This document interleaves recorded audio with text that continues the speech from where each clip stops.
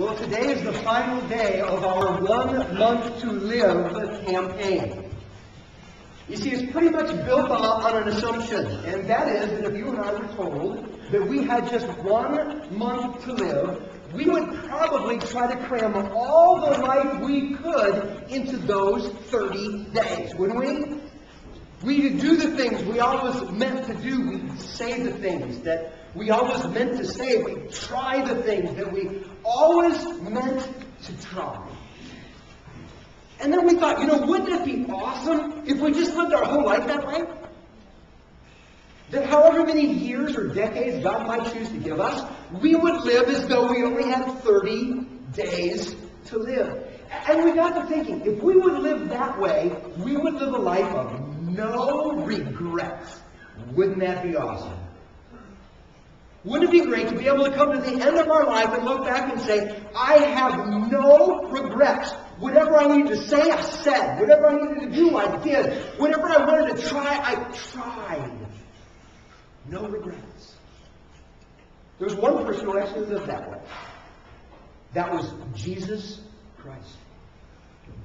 When he got to the end of his life, he made a remarkable statement. He said, I have finished the work I was given to do. I have no regrets, Jesus would say. I said what needed to be said, did what needed to be done, tried what needed to be tried. I have no regrets.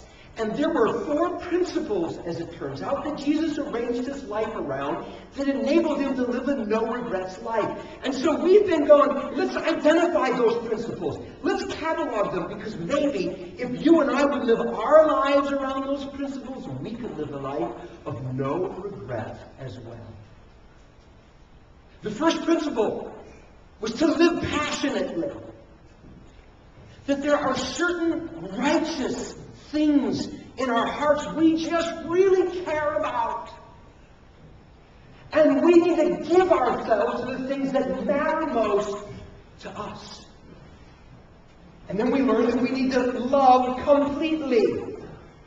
That we need to love people in our relational way without condition or reservation. We need to love them lavishly, without regard for personal cost. Last week we began looking at the third principle. Obey humbly. Here we learn that obedience is about doing the things that God put us on the earth to do. And if we don't do the things God put us here to do, we will always be filled with frustration and regret. We then began to make 2 basic observations. The first big observation that we made last week was simply this. Obedience is more about what you're living for than what you're living like. The real life of obedience says, I'm going to look at the things that God has put me on the planet to do, and I'm going to live my life for those things. That obedience is not so much a matter of living by some moral code while you live for whatever you please. A life of obedience is living for the things that please God and that he put us here to do. And we never got to the second observation.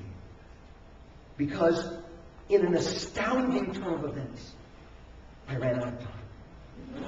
Never happened. And I want to finish those thoughts today. And then after I finish these thoughts, we'll go back and we'll worship a little bit more. And then I'll bring the fourth and final principle that we have to arrange our lives around. And I know just hearing that scares some of you to death. Like, we will not be out of here until 1 o'clock.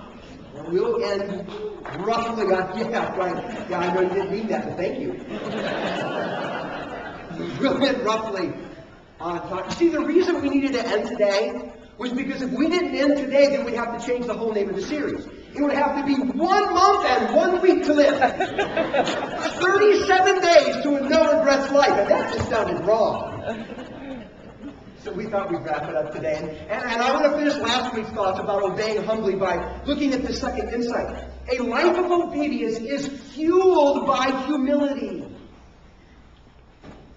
If we're going to live an on-target life, if we're going to live for what God put us here to do, then the energy to live that life of obedience really comes through humility. Look what Philippians says about Jesus. In being found in appearance as a man, Jesus humbled himself and became obedient. Obedient even to death, even the death of a cross. It was humility that was the catalyst for obedience. And talk about a misunderstood subject. Humility. It was widely misunderstood in Jesus' day, and it is widely misunderstood today. And what I want us to grasp, what I hope that we see in the next 10 minutes or so, is simply this: that humility is really a key to living a life of security and power and impact. And that when we are truly humble, we are truly free. When we are truly humble, we are truly secure. When we are truly humble, we can then live a life of power as we make our way through the world.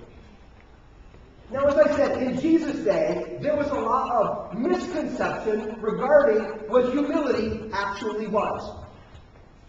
You see, Jesus lived in a world that was dominated by Greek thought, ancient Greek philosophers.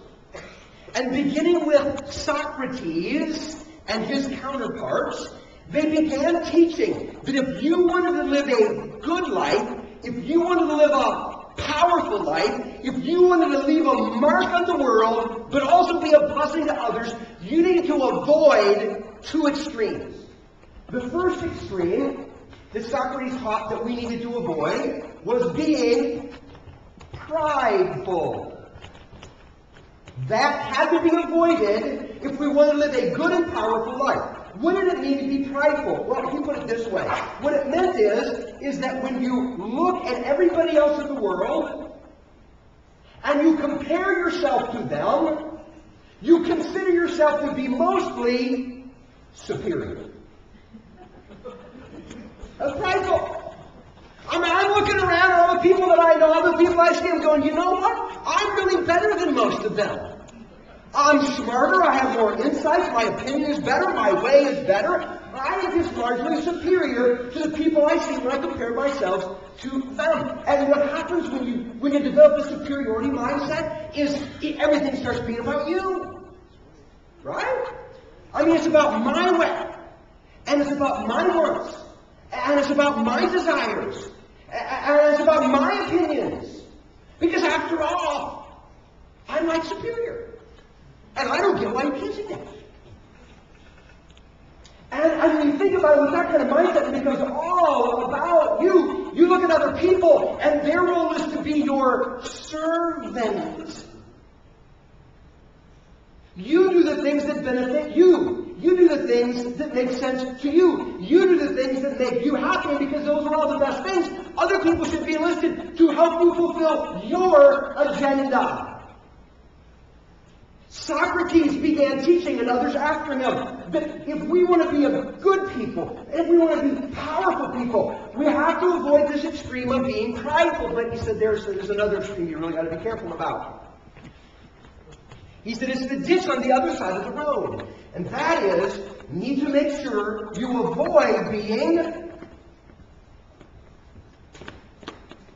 humble. Got to avoid that. Because the essence of what humility is when you compare yourself to everybody else out there in the world, you consider yourself largely to be inferior. Seems like most everybody out there is better than me. Therefore, our lives tend to be revolving around other people, their wants, their needs, their desires, their opinions.